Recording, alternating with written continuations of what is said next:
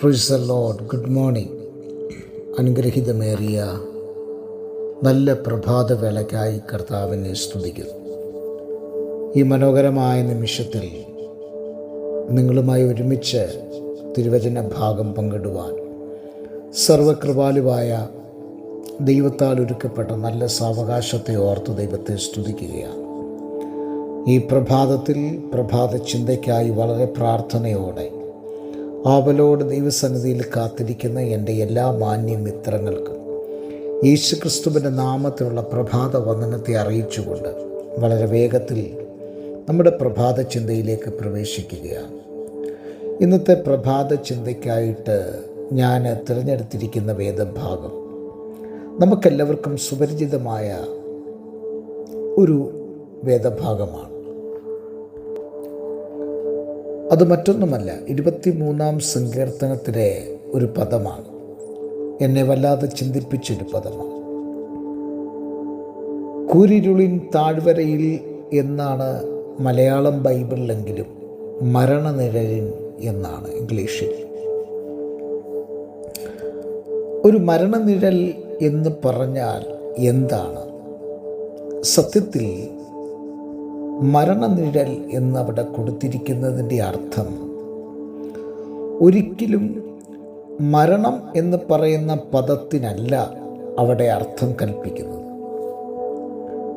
Even though I walk through the shadow of the valley of the death എന്നാണ്. മരണനിഴലിൻ്റെ താഴ്വരയിൽ കൂടി ഞാൻ കടക്കേണ്ടി വന്നാൽ, അങ്ങനെയാണെങ്കിൽ എന്താണ് ഇവിടെ അർത്ഥമാക്കുന്നത്? മറ്റൊന്നുമല്ല, അർത്ഥമാക്കുന്ന ഏക പദം ഇവിടെ മരണനിഴൽ കൊണ്ട് അർത്ഥമാക്കുന്നത് നമ്മളെ ഏകാന്തതയിലേക്ക് ഒറ്റയ്ക്ക് പറഞ്ഞു വിടുന്ന ഒരു മേഖല.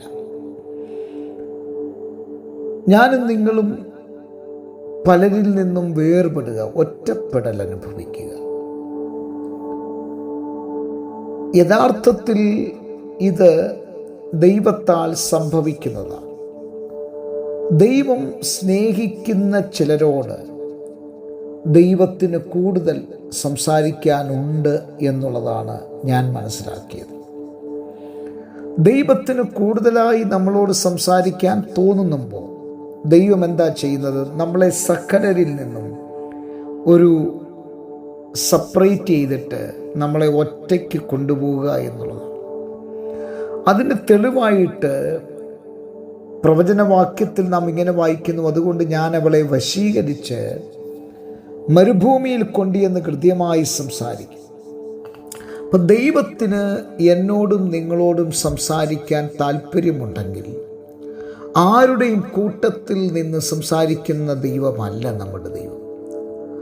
ഒരു കോമൺ പ്ലാറ്റ്ഫോമിൽ വന്നു നിന്നിട്ട് നമ്മളോട് ഇടപെടുന്നൊരു ദൈവമല്ല, മറിച്ച് നമ്മളോട് സംസാരിപ്പാൻ ദൈവത്തിന് ഇഷ്ടം തോന്നിയാൽ നമ്മെ ഏകാന്തതയിലേക്ക് കൊണ്ടുപോകുകയാണ്.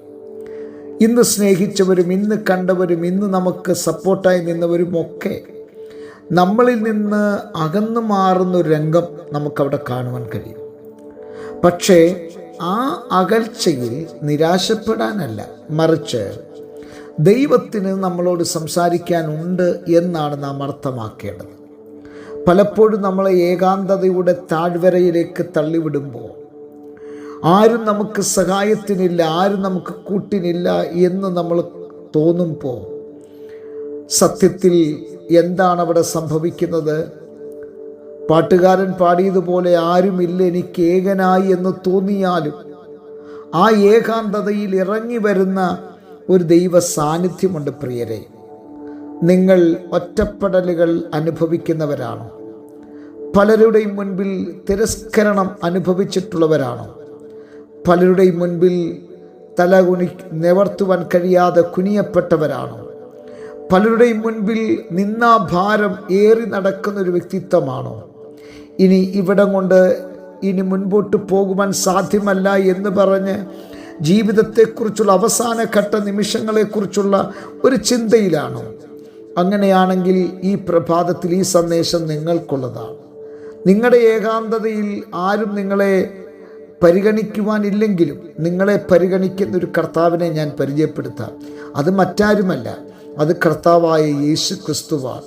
നമുക്ക് വേണ്ടി അവസാനത്തുള്ളി രക്തം വരെ ഊറ്റിത്തന്ന ആ കർത്താവായ യേശു ക്രിസ്തു നിന്നെ കൈവിടുന്ന ദൈവമല്ല. ഏകാന്തതയിലേക്ക് നിന്നെ തള്ളിവിട്ടിട്ട് മാറി നിന്ന് കൈകൊട്ടിച്ചിരിക്കുന്ന ഒരു ദൈവമല്ല. നിന്നെ അക്കരയ്ക്ക് പോകുവാൻ നിർബന്ധിച്ചവൻ പടകിൽ കാറ്റും കോളും ഒക്കെ ആഞ്ഞടിച്ചാലും ആ പടകിനെയും ആ കടലിനെയും ആ കാറ്റിനെയും ശാന്തമാക്കി നിൻ്റെ അടുക്കലേക്ക് നടകൊള്ളുന്ന ഒരു കർത്താവിനെ ഈ പകൽക്കാലം ഞാൻ പരിചയപ്പെടുത്തിയാൽ നിനക്ക് ആ കർത്താവിനെ സ്വീകരിപ്പാൻ മനസ്സുണ്ടോ? അങ്ങനെയെങ്കിൽ ഈ പ്രഭാതത്തിലെ ചിന്ത നിനക്ക് വേണ്ടിയിട്ടുള്ളതാണ്. പ്രിയരെ, നമ്മുടെ ഏകാന്തതയിൽ ഇറങ്ങി വരുന്ന ദൈവസാന്നിധ്യം, ആ ദൈവസാന്നിധ്യത്തിലേക്ക് നമ്മുടെ ജീവിതത്തെയും സമർപ്പിക്കാം. നമുക്ക് പ്രാർത്ഥിക്കാം. നല്ല ദൈവമേ, സ്വർഗസ്ഥ പിതാവേ, ജനത്തെ അനുഗ്രഹിച്ച് പ്രാർത്ഥിക്കുന്നു. വലിയ അനുഗ്രഹമാക്കി തീർക്കണം. യേശു ക്രിസ്തുവിൻ്റെ നിസ്തുല്യമേറിയ നാമത്തിൽ തന്നെ ആമേൻ. എല്ലാവർക്കും നല്ലൊരു പ്രഭാതം നേരുന്നു. ക്രിസ്തുവിൽ നിങ്ങളുടെ പ്രിയ സഹോദരൻ പാസ്റ്റർ ജോസ്.